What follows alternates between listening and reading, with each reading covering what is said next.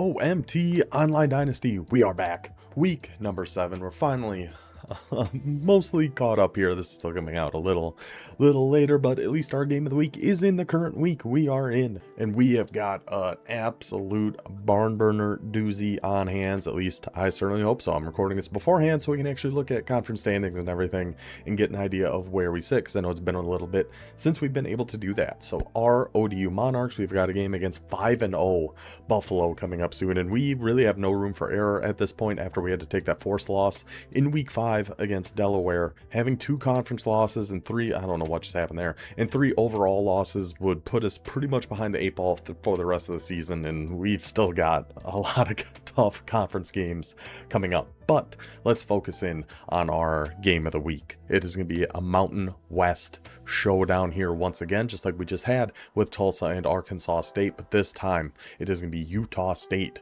headed by our guy Boder. Won the Mountain West last year, got to the Final Four in the playoffs, taking on Fresno State. Da Freaky Rican on Twitch, Miguel, our guy. Definitely 2 of the top users we have in this entire dynasty. I'm expecting some fireworks in this one. I'm very excited for this game. As for the rest of the league, how are we all standing? Let's take a quick look at our conference standings at this point. And I'll actually hide my face here just for a second so you guys can see the full picture. And all our American Conference, James Madison sitting on top. Now, they were 11-1 in the regular season last year. I think they lost to a CPU game. They beat us in the regular season last year. We did get our revenge though in the conference title game, but off to an unbelievable start, up to an 81 overall, sitting at number 17 in the country, 6-0, 1-0 in the conference.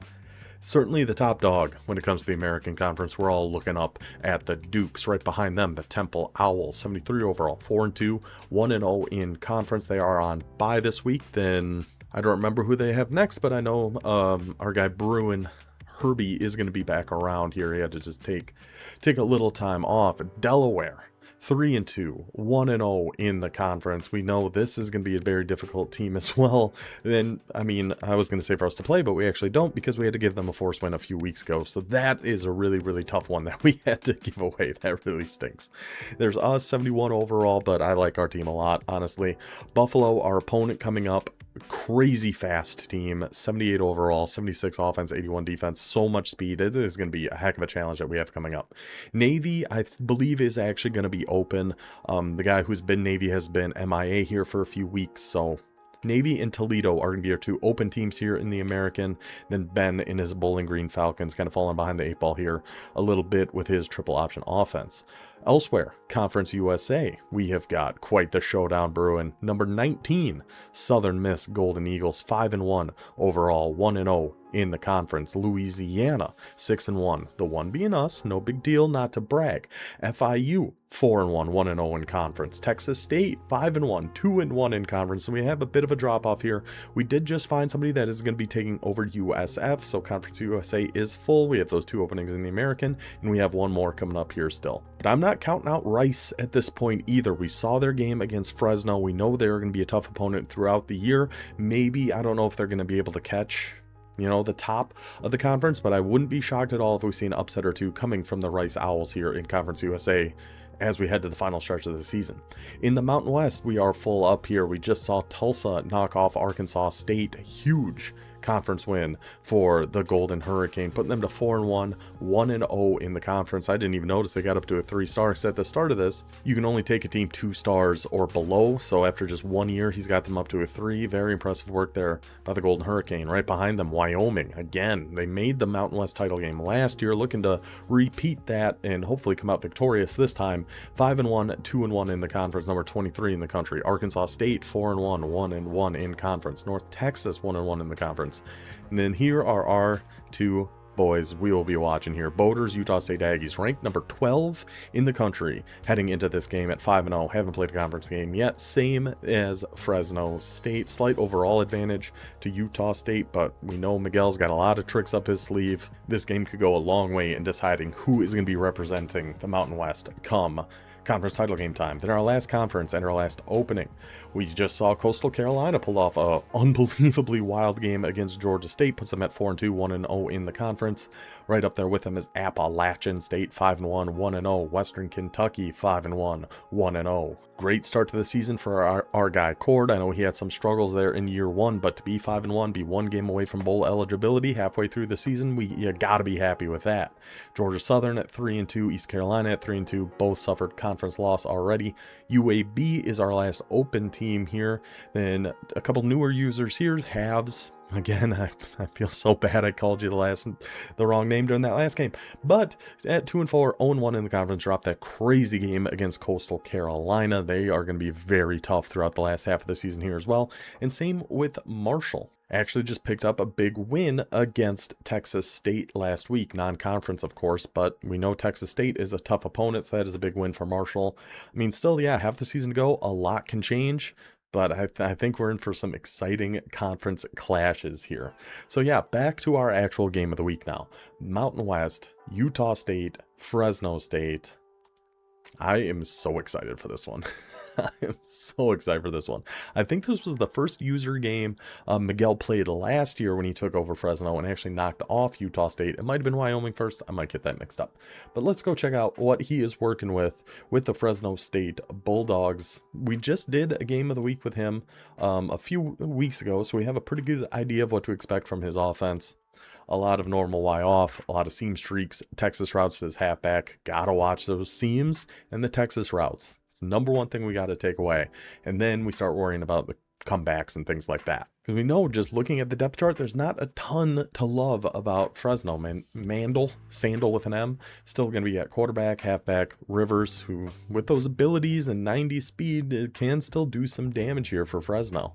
Wide receiver wise, again, a couple solid enough guys, 91 speed, 90 speed. He doesn't go to his receivers a ton, except the one in the slot on the left, which I believe is Givens. Tight end is somebody we're going to be seeing quite a bit, I think. Richie Anderson, 79 overall, only 78 speed, and our backup, Kyson Van Vugt.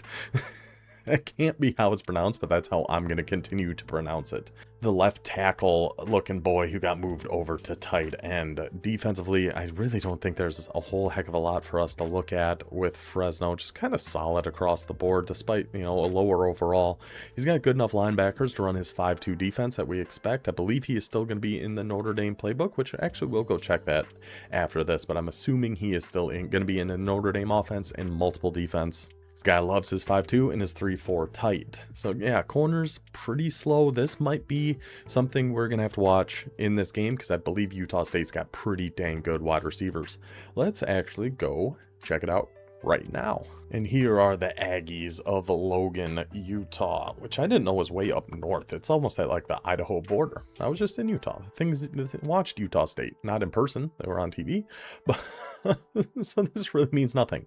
Anyway, the Aggies, 83 overall, only 75 speed, but step up dot and on time for Tanner Applewhite, who I've decided, and I think it was brought up in the Discord, but he's going to be the son of Major Applewhite, the old Texas quarterback. Let's go with it. I like that story, so we'll stick with it. Halfbacks. Much like Fresno, this is where Utah State can do a lot of damage. That's how he won the Heisman last year with his halfback, by just throwing the ball to him a lot, gets him in space, gets open. Elusive bruiser, Daniel Hill. This guy's a monster. 93 speed, shifty, head first, sidestep, downhill, and armbar. And he's a sophomore. This guy's going to be a problem for the Mountain West for quite some time. I was hoping we could see if he's got a disagreement or something, he might transfer out, but it is what it is.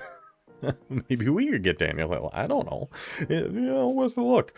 See, this is where I think Utah State has the big advantage, because look at this wide receiver room compared to that cornerback room we just saw with Fresno. Faison, who we know he likes a lot, at least from his first game against Delaware.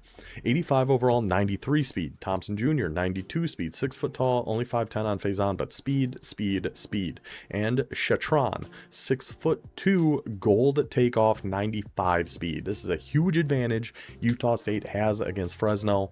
We'll see how he tries to piece that together and make it work for him. Tight ends, not great.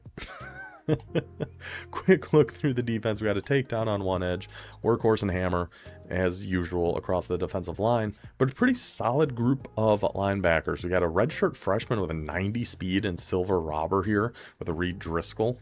I don't know if he plays much, but that's pretty dang good. And at Mike, 89 speed, bronze robber. And there's Driscoll. Okay, so he's going to be starting at the will linebacker. That makes sense. Corners, not a ton of speed here, but we don't really need it against Fresno. Honestly, they don't have a ton of speed on offense. We don't need a ton to match on defense. I still think the biggest mismatch we've seen so far is Utah State's wide receivers against Fresno's DBs. We'll see if he's going to be able to pop a few big plays against that slow secondary that Fresno's got. But that is how the teams look. Huge Mountain West showdown here. Utah State, Fresno State. I'm excited for this one. Hope you guys are excited for this one. Let's just take it to the game. And here we go, the Fresno State Bulldogs led out by our guy Miguel, looking to keep that momentum from the end of the season running. I mean, they're off to a very hot start this year, as we saw. Both these teams in great shape. Utah State, already a top 15 team in the country. A win here propels them potentially straight to the playoff if they can keep this momentum going. The Mountain West is going to be a very difficult conference throughout the year. This is going to be a gigantic matchup, I feel like, by the time this season wraps up. Let's just get into it. There are going to be a few technical difficulties in here.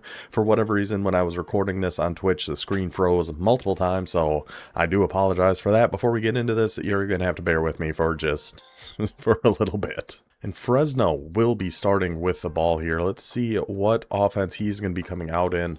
I do believe he mixes up a little bit more than we saw last time, which shout out to Miguel for that. I don't know if we start off, because I paid a little attention while this game was going on, not a ton. But we are coming out in gun bunch strong offset, one of the best formations in the game. Love this formation. Let's see what play did we end up calling here. Just a little run, test that run defense right away. And it works. It works very, very well. Dion, Crimey, Rivers gets the game started there with a nice, I don't even know, 20-yard gain, something, 18-yard gain, I believe. Staying in some bunch strong offset now is Fresno. Now, Utah State on defense is doing something very interesting. Now we go to the pin pull toss, another great run. This is why I like Notre Dame's playbook so much that Fresno is in. You get like all the great runs out of bunch strong offset. I don't remember if that's what I called it earlier. Now we're going back to our normal Y off, and we saw there Utah State Boater was in a Tampa 2, but it's not a regular Tampa 2. We'll talk more about that a little bit later. I actually had to contact him to see exactly what he was doing on defense because I love it, and I'll show more of how he does it later on. So now 2nd and 10. See, here's our first technical difficulty, and we're back. 2nd and 10, going back to the normal Y off. See, we knows what's coming there. Takes off, was the user on that streak, bites down to take away that drag. The pressure gets in there on the Utah State defensive line, setting up an early 3rd and 10 for Fresno. See what Miguel has got cooking up here for the Bulldogs. I mean, he had his halfback on that and the streak. I mean, Boater, that was an aggressive move to peel off of that. But we'll notice Boater is in a lot of dime rush. Utah State is in a lot of dime. And there's a reason for that, and we'll go over it. But look at this coverage on that play. That's the normal Y off, the thing we've seen Fresno run quite a few times now. Nowhere to go with that ball except potentially to the halfback because of what Utah State is doing on defense. He's taking that Tampa 2 and turning it into a cover 2 match defense. And again, well, I'll explain more later. You'll have to bear with me for a second. But we will talk about more about how you do that here a little bit later. Now we get a little orbit motion, double post. Let's see. I mean, not a ton open there, but big man tight end. Rich Anderson says, get out my way, little fella. I am just going up and grabbing that one, converting that 4th down for Fresno, keeping the drive alive down to the Utah State 33. Number 10 on Utah State just wanted none of that business. He wanted none of that smoke. It's a big tight end trying to dunk on me, and you know what? I'm just getting out of the way. I'm not going to be on that poster is what he decided. Now, going back to the run, we like that. We had good success with it on our first play. But Fresno, not a big runner of the football. They definitely prefer passing. We see, again, staying in that dime, staying in that Tampa 2, which you would think would open up the run here a little bit for Fresno if that's what we want to do. But staying pressed, taking the quick drag to a Richie Rich and another flag on the place, and then, hey, you can see some of the people we're following on Twitch there on the screen. And holding. What is going on with the holding penalties? I know our Delaware user mentioned something in the Discord the other day about it. We've certainly noticed it as we've been doing these games of the week. Holding is just coming up constantly, and I don't know why. I don't know what to do. Is that something we're going to have to like turn down? Because it is pretty non-stop. We're seeing that holding come up. So now we're going to do a little bit of deuce close with Fresno, mixing up our offenses a bit. I do like to see that. Look like maybe some, no, that was kind of the normal defense. Oh my goodness. Has the wheel route, has them wide open with the defense that Utah State is running. The halfback is going to be wide open a lot of the time because his user is going to be the one mostly responsible for that. Has him on the wheel route. Rivers unable to come down with it. Now we're going for the same thing. Boder sees it, tries to fly out there and help him out. Instead, we get the deep post over the middle. Jordan Malaulu is how I'm going to go with that pronunciation. Could be way off. Could be spot on. Who knows? Unfortunately, it's impossible for us to say. Kind of had the drag going there. That's just a very good combo. When you have the two receivers on the one side, the drag on one, the return route on the other, either the drag's just going to get open or it's going to drag, right? Everybody over to the right, and then that's going to open up that return route. But it's old Kyson Van Vuck to yourself. Big number 75 for Fresno comes down with that one. And then the post right over the middle to Malu. Gosh, I just said it. Malaulu. In for the touchdown. A bit of a struggle drive there for Fresno. Had that early 4th and 10, but Richie Rich goes up and grabs it. Results in a touchdown. 7-0 for the Bulldogs. And let's see what our defensive game plan is going to be. Coming out in 3-4 tight. Okay, we saw 5-2 last time. I know 5-2 is typically his go-to. Maybe he just wanted to give something a little bit different here. Coming out in a 3-4 tight. Hits him with an RPO out quick. Jordan, set your phase to stun. Jordan phase on with the completion. 9-yard gain, Utah State. I will say right now there's a ton of points here in this first half, so this might take a while. Gets a little orbit motion, or not an orbit motion. The halfback flying out to the left there. Daniel Hill, who is a complete monster. We saw that before the game. If we're getting that ball to Hill, we're doing something right if we're Utah State. You could just force feed that man the ball all day, and we won't have too much we can do about it. Staying with a heavy blitz here, zoning out some guys there to the right, going back to the RPO. This is kind of the downside of the big condensed defenses that Fresno State likes to do between the 5-2 or the 3-4 tight. We just got so many guys on the line, so many linebackers out there that if we spread them out and go to these flats quick, there's not going to be a ton Fresno's going to be able to do about it unless their user really wants to commit and get their way out there. Can that get over his head? It does. Number 4 almost got all the way back to make a play on that, but phase on right over the top. A great ball there by Applewhite, and Utah State chugging along here on this opening drive. Kind of dinked and dunked him there at the beginning with some RPOs. The quick flat to Daniel Hill. Takes a deeper shot there to phase on. I believe that was phase on. Yeah, I'm pretty sure. Yeah, it was. Now we're going back to the same thing. Applewhite trying to buy some time. Oh my goodness. What were we trying there? I thought for sure that was just going to be a throwaway. Instead, we tried to throw it back across her body to Antonio Shropshire. Pass falls incomplete. Fresno now staying in that 3-4 tight, and I think this flipping is going to give him a lot of trouble too. We saw I know he had auto flip off. I believe he turned defensive thing off, and Utah State actually kind of bails him out with a timeout there. So that defense was not set up well after that flip, which honestly is probably something you could do pretty consistently to throw this defense off. Going back to that RPO, and again, they just don't have the speed out there, especially with how fast this Utah State offense is. Just get it to phase on quick. He will handle the rest. Utah State answers back in a hurry. Touchdown Aggies, 7-7 ball game. Now let's see what Fresno is going to attempt to do here on offense. Again, going to a different formation here, some bunch strong wide.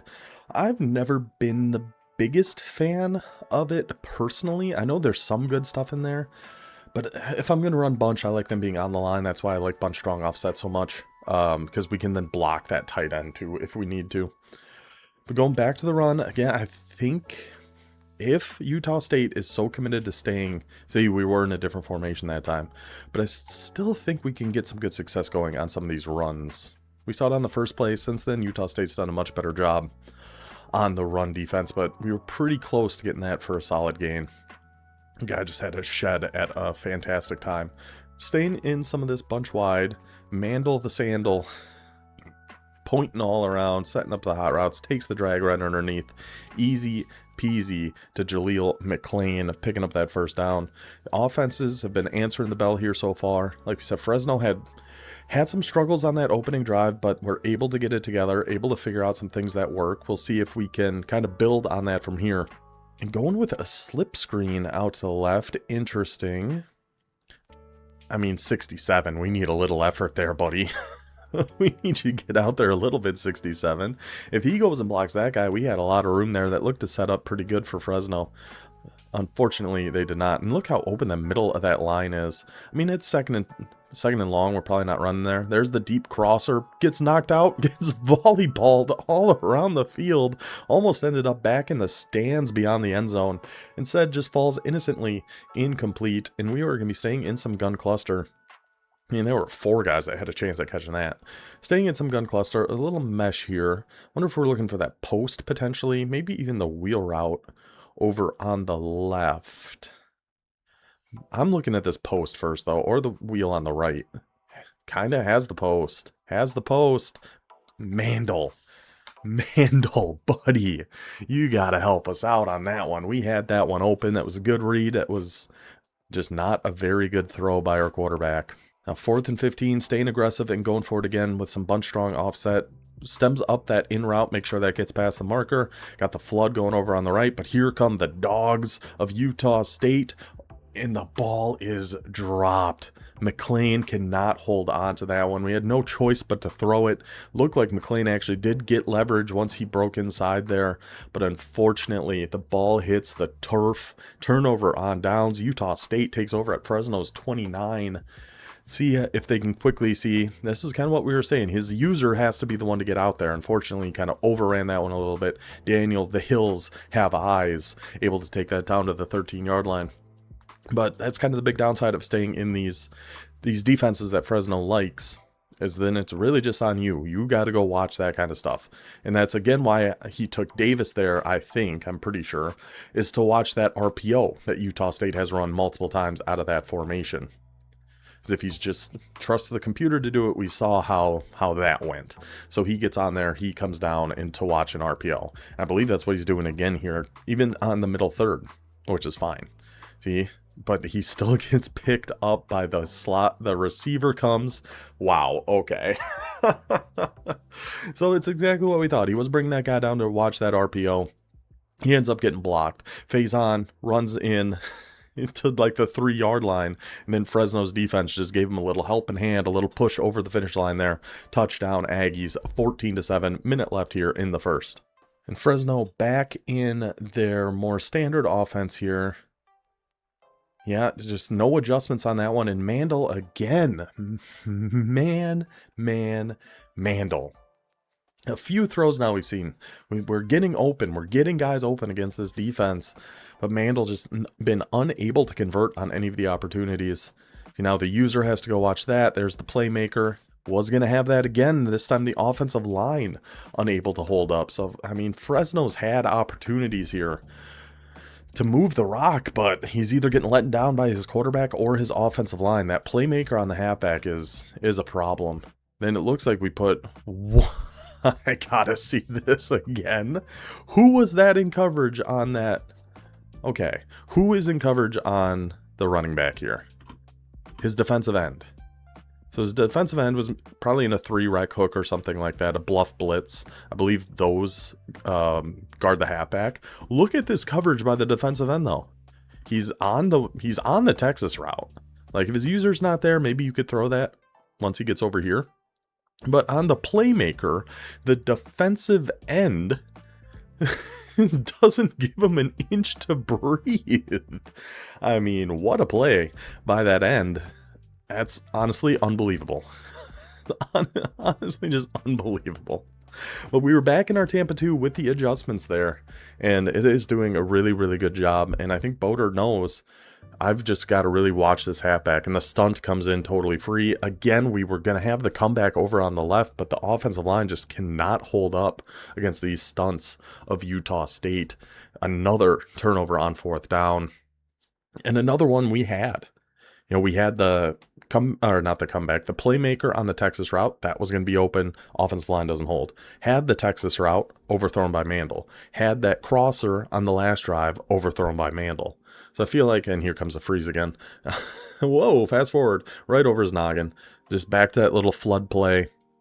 Just right over the top of his head. Utah State in full control. Offense really cooking here. 21-7. Still in the first quarter. So now Fresno going to some Y-off trips week. Nope, moving around here a little bit. I definitely like the idea of going to some trips against the defense we've seen Utah State Boater be running. Kind of overload the side. If he's going to be staying in a Tampa 2, I like that idea. So one of the 3 should be able to get open against it. In theory, at least. So we'll see. I mean, and we've seen crossers, we've seen Texas routes, we've seen posts, a lot of stuff getting open. Just take a little bit too long there and take a delay game. So now it'll be a 1st and 15. Not exactly what we want to see when the offense has not been playing great. Now we got a little motion going underneath here, it looks like. I mean, that deep post, I think's got potential, honestly. Motions the halfback all the way out to the sideline. In fact, ran all the way out of bounds. So I don't think you could have thrown to that halfback if you wanted to. Looks like he really took that. And look at the play art.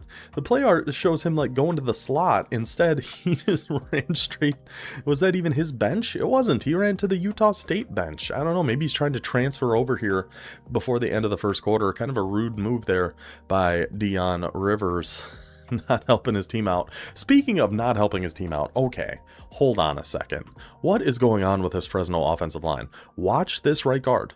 Watch this guy. What happens here? What happens right here? Snap. See ya. Oh, didn't even really look like a pass rush move. Looks like he just phased right on through him. Fresno has really not been done any favors by his offensive line in this one. I mean... What are you supposed to do if you have that happening to your right guard? Honest question. If he's coming through that fast and your guard is not doing a thing, what are you supposed to do? Now we got a 3rd and 4. We're going back to that slip screen. We were pretty close to having it last time. That time, not quite. The defender gets all the way outside. The pass rush comes in a little too fast again. Even we got that off and it was completed. That was not going to get us the 4 yards. Another 4th down. Going for it again at our own 26. 20, well, I guess this explains how Utah State had so many points. A lot of short fields here, but we'll see. Maybe we can pick this one up. Again, that stunt coming through free. I'm not sure what the thought process on that one was. Just dumps it down to the halfback. It doesn't even have a chance at getting that 1st down. Another turnover on downs. Another short field for Utah State. Ball at Fresno's 23-yard line. We're still in the first quarter. We might get 28 before the first quarter. I mean, he hit him with like a 1 play earlier with that big flood route. We're just going to Daniel Hill. Easy, makes sense. Never a bad idea. But Fresno gets in there, brings him down for a loss of 3, and finally, we are at the end of the first quarter. And against Trey Open offset, Fresno still coming out in this 3-4 tight.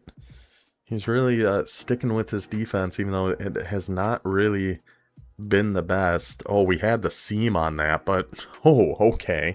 And of course, it freezes there for a second. But now that is Talon Chatron. I believe the tall, very fast wide receiver just gets big, dunks on the Fresno defender. Well, I mean, we saw Fresno tight end do that earlier to Utah State. Turnabout's fair play. Touchdown Aggies, 28-7. This is shocking. Fresno now going to a little bit of 5 wide, mixing some things up, and I believe Utah State staying in that same defense he were getting things open on it. Those slants, things that just beat match. Shout out to You Think Slow, Pots and Tacos. Gets a little screen time here. Good Twitch streamer if you like watching Road to the College Football Playoff. I wish it would go away at some point, but we'll see. User defender all over R1. Great playmaker up the field there to find his receiver, Gary, the Givens tree, deep down the middle. Now we're in the red zone. Now we got a few things going, and we know that Fresno State The defense has been struggling with what Utah State's been doing, but it can cause turnovers. It can cause some panic, some sack fumbles, some interceptions. Like this, it's not over. It's not over. We have to finish this drive with a touchdown, obviously. That doesn't even need to be said, but just nobody open on that. Absolutely nowhere to go on that one. It was just great defense. And again, that's that Tampa 2. Like I said, after this, I'll hop into practice mode and I can show you guys kind of what he was doing. If you're curious about running it, gosh, more technical difficulties. Oh my goodness. And we're back. Okay. Didn't even miss a play there. That worked out nice. Staying in that empty. Oh, we actually had circle over there on the right, but we get to come back to McLean, die hard himself. I know. Yeah, whatever. Down to the 3-yard line. Setting up the 1st and goal. What's his name? Jaleel McLean. It's McLean, right? The guy in Die Hard, John McLean? McCain? No, McLean. McCain was the politician that ran against Obama. Oh my goodness, almost D-line pick 6 as I was talking about the 2008? Was that Obama and McCain? Yes. It was Bush. Yeah. Yes. And then it was Obama versus Romney in 2012. Fun fact, I was living in DeKalb, Illinois at that time, and the town went insane when Obama won. Risky throw in that little RPO slant there. Almost, it looks like it got tipped up by the defensive lineman. I don't know if it was on purpose or just hit somebody right in the noggin.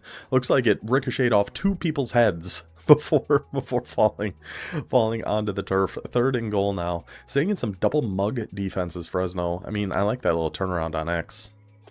Or the slant right over the middle. Back to Deion Rivers. Touchdown, Fresno. Okay, we're back to 14. We need to see some life from the defense, but, I mean, we're at 42 points already. And there's 4:40 left in the second. My goodness, boys. And we're staying in that 3-4 tight defense. I'd really like to see a different formation here, because this defense has not been... I mean, Utah State knows how to attack this defense. I like what he's doing with his user there, though. Get in on Miller in case it is an RPO.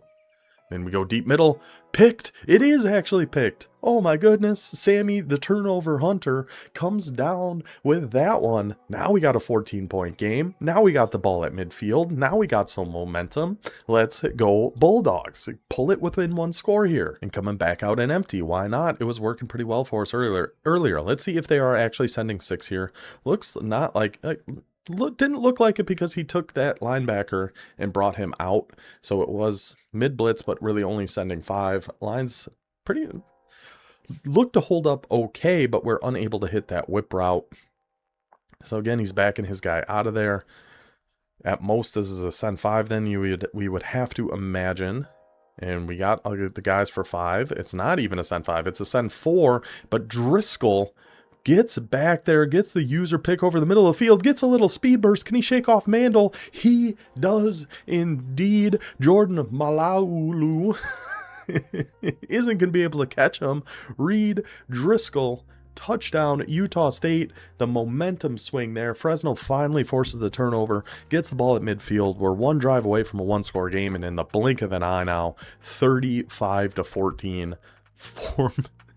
4 minutes left in the half. But we did see Fresno was able to move the ball fairly well the drive before that one. Forced the turnover. Got it to 14 with the ball. So that, I mean, with these offenses, this game is far from over. Let's see what the Bulldogs can cook up here. Staying in empty. Looks like we're back in our cover 2 match defense there potentially for the Aggies. Let's see. Miguel usually checks. Not this time. I think this is when the frustration of college football 26 sets in, which we've all gone through that. 100%. That's why our Dynasty, we sim through every 72 hours.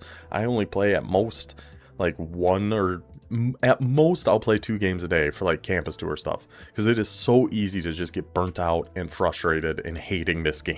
This game, if you play it a lot, it really is. That's just the nature of the beast. We find the giving tree there, by the way, for a huge gain back into Utah State territory. But yeah, and you just got to embrace the dumbness of the game sometimes too. I know it's a lot easier said than done. We're back in our match, gets the whip route out there. Rich Anderson, nice little gain of about 13 there. And I mean, Mandel's got 210 yards, a couple touchdowns. Yeah, the one pick six, that's unfortunate, but that's still a solid half we got cooking for only having 14 points. It's kind of a surprise. So now it does look like we're calling some more potentially match-beating things. You know, things crossing the field, drags, even whips can do okay. The inside streak gets knocked to the ground. Incomplete pass. 2nd and 10 now coming up for the Bulldogs. Staying in this 5-wide offense, which has been the best offense we've seen. Has been this 5-wide, so I get where we're coming from here. Circle beat him on the press. Instead, DeAndre Barnes steps right in front of that one. Mandel's not, I mean, it's frozen, but we know what happens here. I have to like full screen and then unfull screen and then it unfreezes. It's really weird. I don't know why this was happening so much, but we didn't even need really to see the end of that one. Barnes was going in. That's a touchdown, Utah State.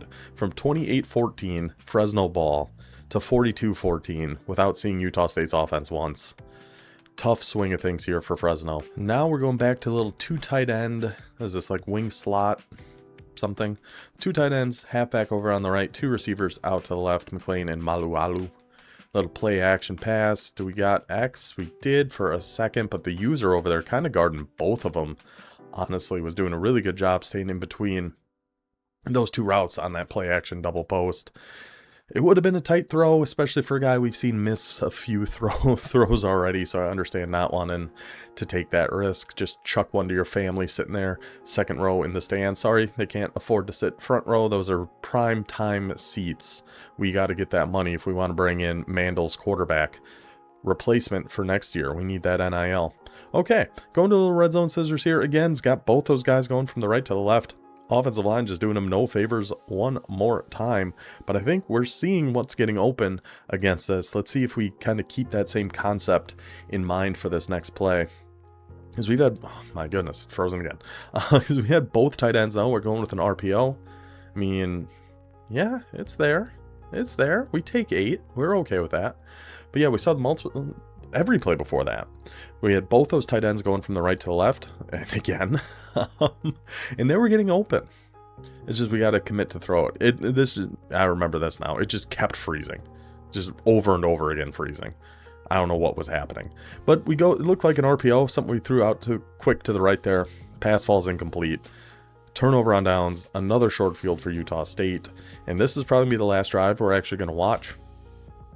Because not a whole heck of a lot happens the rest of this game. Both these guys start deciding to chew clock, which is fair in a situation like this one. And yeah, but I believe Utah State might score on this drive. I don't know. So we'll watch the end of this. I'm pretty sure Fresno has 14 and a half. Yeah, there goes the chew clock. We'll take it down to the 2-minute warning. And what a performance, though, by Fresno. I mean, you just got to tip your cap. Against a player like Da Freaky Rican Miguel, who is very good. Like, despite what happens in this game, Miguel is a very, very good player. We can see with his user, like, he's recognizing what the weaknesses in this defense are, and is trying to take somebody and help out as best he can in those spots. Because against this tray open, you know, he's taking those safeties, he's coming down to try to help out with those RPOs. It's just he's putting himself in kind of a bad situation with that defensive front. See, now we come out in some dime normal, but Daniel the Hills Have Eyes is a freak of nature, which makes sense. So were the people in that film, and is able to get 9 yards anyway. Saying in dime normal, I like taking Miller. Yeah, bring him on down, help out with the run a little bit, and there's only so much we can do. Hill just bounces right off everybody. Touchdown Utah State, 49-14 before halftime. We are going to cut coverage off here, and I will actually go into practice mode here for a second to show you guys what the defense Utah State was utilizing. And then we have got a little bonus coverage of the second half of a very fun game we had. Georgia State, yet again, halves 24. Not Adam. I apologize again. Taking on Jax and his Marshall Thundering Herd. That was a great second half, so we're going to check that one out. But first, let's head over to practice mode. Hi, hello, how are you? Let's take a look at what Utah State was doing on defense. It was turning a Tampa 2, a cover 2 defense, into a cover 2 match. How do we do that? Well, it's not in nickel over, and I will show you why we were doing it out of dime. So in nickel over, say we come out in a Tampa 2 here. What we want to do, we'll just put them in a random play, it doesn't really matter. We're going to turn our outside cloud flats into soft squats because those are actually a match coverage. So we just do that quick, double tap Y or whatever the top button is on triangle, select one of your outside corners, hit right on the left stick, puts him in a soft squat. Do that on both sides, soft squat, soft squat. Now, the next trick and why we can't do it in nickel normal is we do want to turn those hook zones into vert hooks, which we should be able to do on our nickel corner. Bang, he's in a vert hook, but we cannot do on the linebacker. See, we don't have the vert hook adjustment here. So it's not going to be a full matching cover 2, but we got the soft squats, 1 vert hook out there. Now if we go to dime with the 2 outside corners and 2 slot corners, now we can get it set up how we want. So if you do dime normal, just come out in Tampa 2, put them in whatever, do the same thing on the outsides, and now we can do both LB and RB, both of our slot corners can go in vert hooks. So now your defense is going to look like this. Now it's a matching cover 2, which as we saw gave a lot of trouble to Fresno State. And what I also want to see is so if we take our opposite end and we put him on a bluff blitz, that puts him in a 3-rec hook. Because this is what, I believe this is what guarded that Texas route that Miguel tried earlier. But I don't know. I guess we'll see. I hope they don't run it here. No, they don't. But look, I mean, see, our user wasn't very good. So we don't run this defense. I don't know what the weaknesses of it are. But we saw how just lockdown it was. And you can set it up pretty quick. Yeah, you know, it's like every different adjustment in the game. You got to get used to how you do it. But once you get the buttons down and everything, I way overcommitted on that. Once you get the buttons down and everything, we can see how fast we do it. We can do it one more time here. Outside corners, soft squats, and then vert hooks right there. So now we got our matching cover 2. Looks to be a pretty dang good defense. The thing I need to get in and like practice.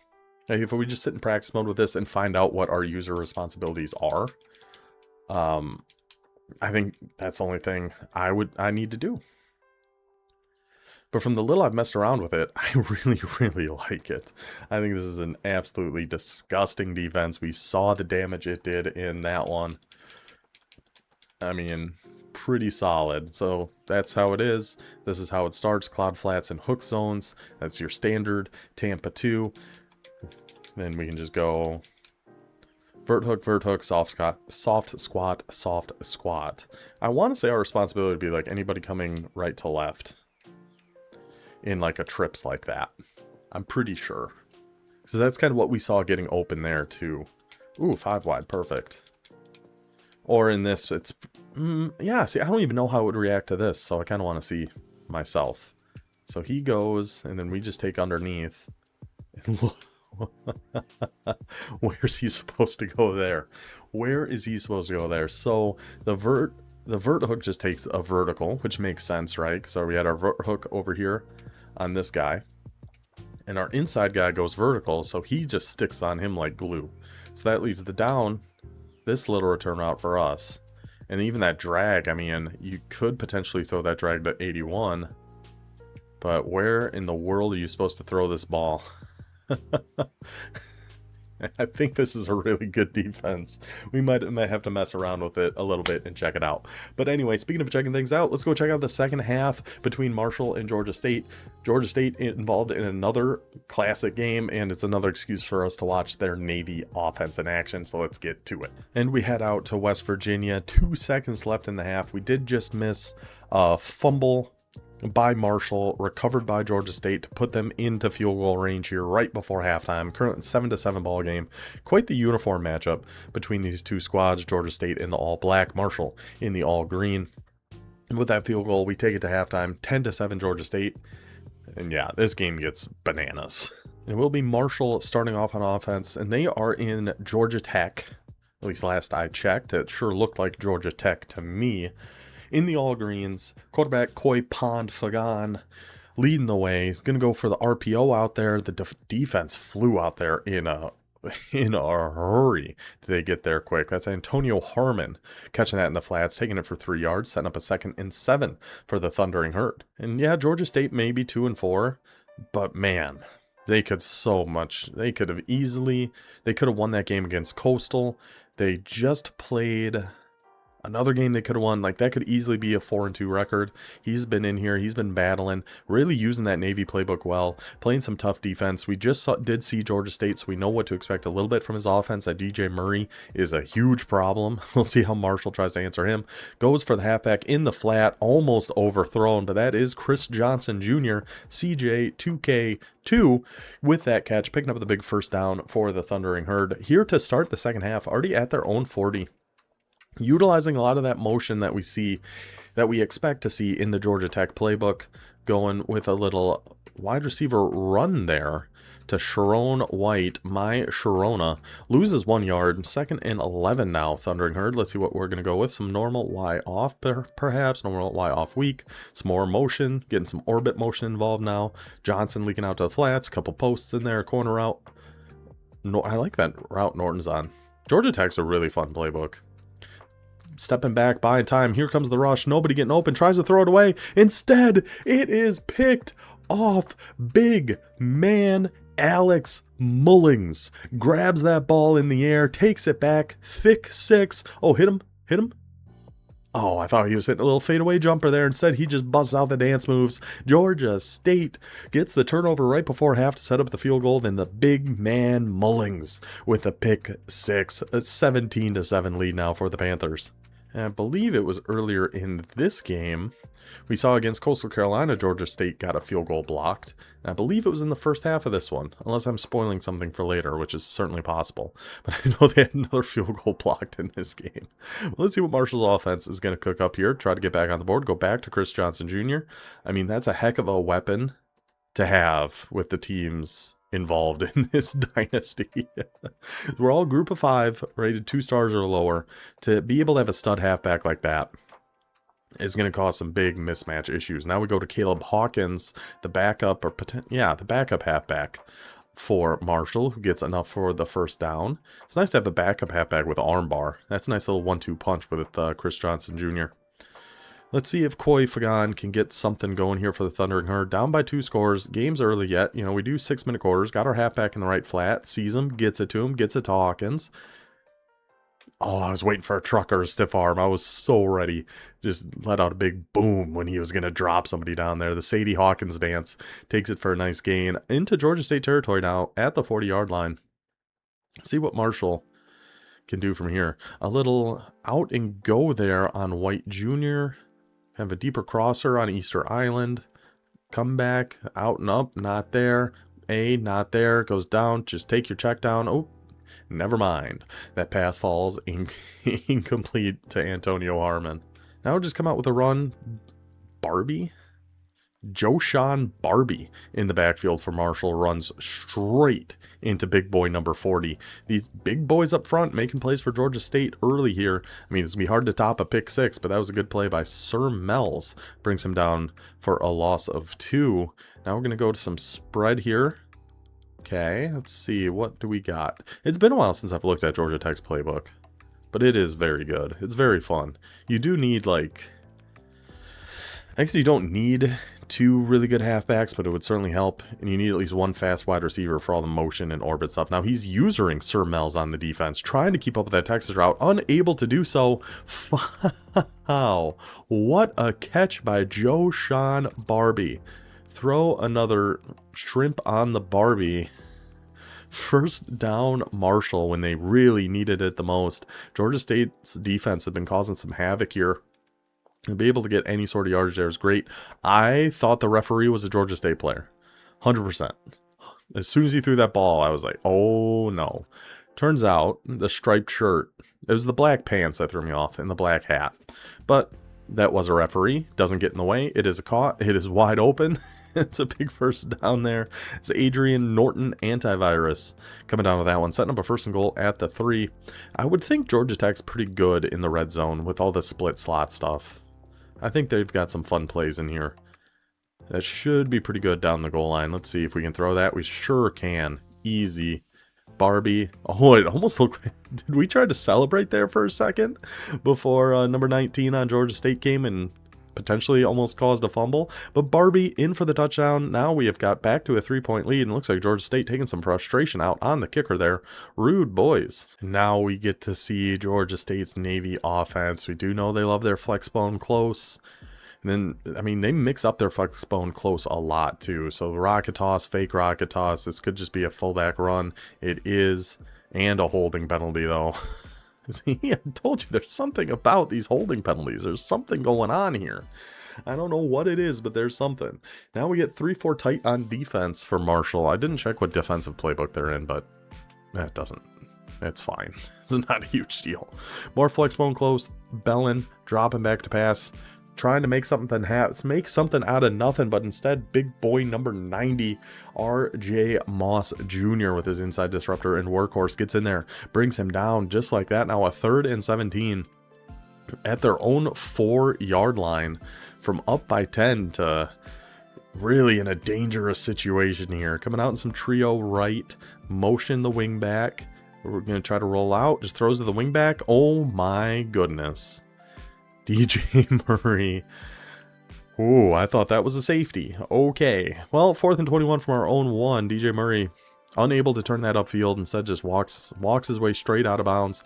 Georgia State forced to punt. Going to give Marshall unbelievable field position here. I mean, we got the ball in field goal range already at Georgia State's 29. A field goal away from tying the game. Let's see if Marshall can take advantage and potentially even take the lead here. Got a little slot fade on our White Jr. Deep. Okay, going with the crosser on Easter Island. I don't like that. I don't hate that. Going for the big slot fade. Drops it in an absolute bucket. Koi Pond Fagan. What a throw. Beautiful arc, little rainbow right into the pot of gold at the end of it. Touchdown Marshall. One play after the defense holds so strong, gives them such a good field position. Unbelievable throw, unbelievable catch, unbelievable touchdown for Jax and Marshall. Now the Panthers back on the prowl. What? Back in flexbone close. Okay. Let's see what the plan here is. We got contains on the defense, hard flats, yeah, keep everybody down. There is the rocket toss. Can we get outside here? DJ Murray. We saw against Coastal Carolina how dangerous that DJ Murray can be one-on-one on the outside. That time Marshall's defender does a great job not allowing him to cut back inside, but that was awful, awful close. Now we're going back to some flexbone close. Speaking of things that are close, I guess. Let's see what kind of pass play we're going to draw up here. We're rushing 5, got contains, just goes right underneath there to McIver. Unable to get anything going now. 3rd and 7, less than a minute to go. The pace of this one, much different than the pace we saw in our Utah State and Fresno first half. Flexbone trio right once again. We are going to be going into some nickel over on defense. Okay. Setting up a little potentially stunt. Nope, change our mind. I don't know about stunting against Georgia State. I think that's going to make it a lot easier for him to roll out with his quarterback, but we'll see. Or for outside runs. Especially that Texas 4-man. Because those your ends are circling and coming back inside, and it's your tackles who are usually a lot slower kind of going outside. Makes it a lot easier for quarterbacks to get out and scramble. But they do bring him down short of the line to gain. Sets up a 4th and 2, and now we got some flex bone normal. We do know Georgia State likes his X-dig play. It is a fantastic pass play, but we will see what else he likes to do out of normal if it is not that. I would guess it is. I would guess this is X-dig. It is. Maybe with some hot routes. Has him open over the middle, and Bellin overthrows the rock. Gill is going to take this one almost all the way back down to the 11. Marshall up by 4 now. Ball at the 11 as we head into the 4th quarter. I mean, we had that open. 100% saw that one. Had it open. Overthrown by the Bellin wall. Just like that now. What a swing here in this one for the Thundering Herd. Coming out in some pistol. So we haven't seen this yet. See what the play call is. Just going to be a dive up the middle to Barbie. I mean, Barbie's been making some plays here. It's the 3rd halfback. You know, he's got Chris Johnson Jr., Caleb Hawkins. And then we've seen that Joshawn Barbie. I mean, he made the great catch earlier.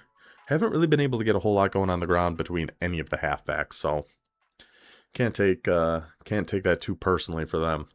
Let's see now. What are we going to go to? Some doubles Y off. Okay. I mean, Of course, I love doubles. That's the reason I switched to the Arkansas playbook. They have so much good stuff in their gun doubles. Georgia State keeping 6 in the box here, still keeping an eye on that run. The user goes in and crashes, leads him right back into the D tackle, who brings him down. 3rd and 7. I mean, hold him to a field goal here, and we still got a 7-point game. We're going to be going with some more halfback motion here for Marshall. Swinging Barbie out to the left, getting a speed out on our slot receiver. Yeah, put him into the end zone, a crosser on Easter Island, a deep in on Harmon. Let's see if we're going to get time. We should. He's only rushing 3. Anybody open? A in the back right. A in the back right. The pressure somehow still gets in there with him only sending 3. Saw A just a touch too late. Gonna have to settle for the field goal.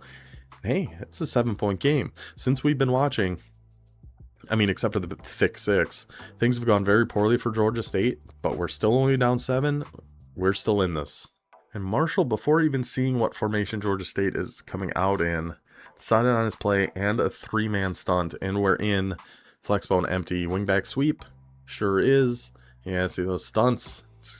Murray's going to be able to get outside on those stunts, man. I don't know. Maybe you could stunt the interior guys, but stunting your ends, I don't know about against teams that like to roll out and run to the outside as much as Georgia State does. I don't know if I love that. All right, we're back in flexbone. Close. Back to Jamie O'Shea. Picks up the first down. All you're really looking for your fullback. If you get more than that, fantastic. But on something like a 2nd and 2, trust O'Shea. Get yourself a first down. 4.5 minutes to go. Only down by 7, staying in some flexbone close. We haven't seen too much rollout action from Georgia State yet, so I'm anticipating that here at some point. There's a triple option, waits for the last second, pitches it to DJ Murray. The big difference we're seeing in this is Murray has not been able to win on those one-on-ones on the outside like he was against Coastal. He was pretty consistently getting those jukes, beating his guys back to the inside. Marshall has been able to actually stay on top of him and make those tackles, and that's making a huge difference in this one so far. Let's see, Bellin roll out. Yep, Bellin just take off. Just absolutely take off. Cut your way back inside, cut your way back outside. Yep, inside again. Oh, the Bellin wall takes off, gets a huge gain of 27, down to the Marshall 37-yard line. I mean, that guy's so good. I love that quarterback. I really like this Georgia State team. I love seeing the Navy offense. I really like DJ Murray. I really like Rich Bellin. That Javon Robinson, his wide receiver, is really, really good. I like, for being his first year, so he took over a really bad team, I like this team a lot. There's the fake rocket toss. The user has to respect it. Just take off again. Try to get a block from number 87, but he wanted no part of it. But still, we take another gain of 17 with Bellin. We're no problems with that. Staying in flexbone close. Yeah, with that rocket toss, because your user really has to respect a rocket toss, so you kind of have to follow that. And let's see, if O'Shea, can bounce his way around the line like we saw against Coastal. He does a little bit, picks up a pretty solid gain of 4. Now we'd almost want to turn shoe clock on here. If we're on offense, we really want to take as much time as we possibly can. It might be a little early for that, actually. Maybe. 3 minutes, 12 seconds left. Oh, we had an injury timeout anyway. Still get that same motion going out. Now, can Murray make somebody miss? Oh, he can. He gets shifty out there on him. I mean, that should have been a loss of 4. Instead, it's a gain of 3. Getting something out of nothing. Back to a 3rd and 3. We might see, I don't know what we're going to see here. Flexbone empty again. Maybe go back to that sweep. No, going back to close. Okay. Maybe back to O'Shea. I mean, that's what makes this Georgia State team hard to defend. This could be so many things out of flexbone close. That's why, I prefer to run normal just personally, but it's a lot of the same stuff. And you can attack so many different areas of the field with these symmetrical flexbone formations. And there goes Bellin again. Yeah, number 52 is just not going to be able to keep up with the Bellin wall. Brings him down. I mean, this whole drive has been Bellin. His left tackle has broken ribs. Ouch. Now we're going back to flexbone empty. 1st and goal at the 4. This is the wingback sweep. It just has to be. I'd be very surprised if it's anything different. Maybe the QB draw. We've never seen Georgia State run it. I really like the QB draw, but we'll see. Here comes the wingback. It is the wingback sweep. Can Murray get outside? No, he cannot. Marshall again does a great job bringing him down. Loss of 2. 2nd and goal now at the 6-yard line. Let's see what Georgia State's going to cook up here. I mean, we should just probably take this to the 2, I would imagine. Yes, we do. We're coming back out in flex bone close. I mean, it's definitely his #1 formation. It makes sense to go 2 down here. There goes O'Shea. True, I thought he was spinning off that tackle. Great user play there by Jax and Marshall to go lay that hit on O'Shea. Minute 50 to go. 3rd and goal. Ball at the 4. Navy playbook. What do we go to here? Going back to close. Okay, okay. Are you going to try to get this outside? Are we doing a play action pass? Try to roll out with Bellin? It seems to be our best success has been... Oh, how about none of the above? And it's a QB counter run, and Bellin takes it up the gut, crosses the goal line, touchdown Panthers, tie game, minute 38 to go. I told you this was a good one. I knew this was a good one. I try not to pay super close attention while the game is going on if I'm recording it. I just look over every once in a while. So we knew this was a good one. This has been exciting. Minute 40 left. Let's see if Marshall can come up big on this money drive and walk away with a win. And this I did notice too. So Marshall, before their money drive, they look at Coy. He's got some wear and tear. So we're trusting the backup. AJ Fox is going to come in and try to lead the Thundering Herd to this victory. I don't know if I would have had the guts to do this, even seeing that wear and tear on our starting quarterback, but the backup is in. And let's see what this Fox has to say. So we got a lot of underneath routes here. Going to have some motion coming from White Jr. Going on a quick out over there to the right. The comeback, a drag, a short crosser. Yeah, by just enough time. Oh, tries to hit X in that gap at number 19 for Georgia State. Again, comes down, knocks that one loose. 0 for 1 for AJ Fox. 2nd and 10, 93 seconds to go. I don't know what their field goal kicker situation is, but still got quite a long way to go here as well. Let's see what play we draw up here. Gonna stick with this one just kind of as is. Okay, with Georgia State's... I like the flood idea. I just think that tight end needs to be a little bit deeper on that. Because he was behind that zone the corner on the right was in, but just not deep enough to really want to be able to throw that. Oh, and it cooks him on the Texas route. Oh, why are we possession catching that? Oh, Jashawn Barbie catches it and had a lot of room to run. Might have been able to take it into field goal range himself there, but goes with the safe option. Possession catch, slides down, keeps the ball at Marshall's own 45-yard line. Burned him on the Texas route. Perfect call for man coverage. Goes right back to the halfback. This time Caleb Hawkins, open in the left flat. Another first down into Georgia State territory now. Ball at the 44. I mean, we need at least one more first down, I would have to imagine, to get comfortably in field goal range. Under a minute to go, going back to our slot fade play. There's no way we're just chucking this up again, are we? I kind of hope so, just for fun. He's got him. He does got him. He's got him. There goes White Jr.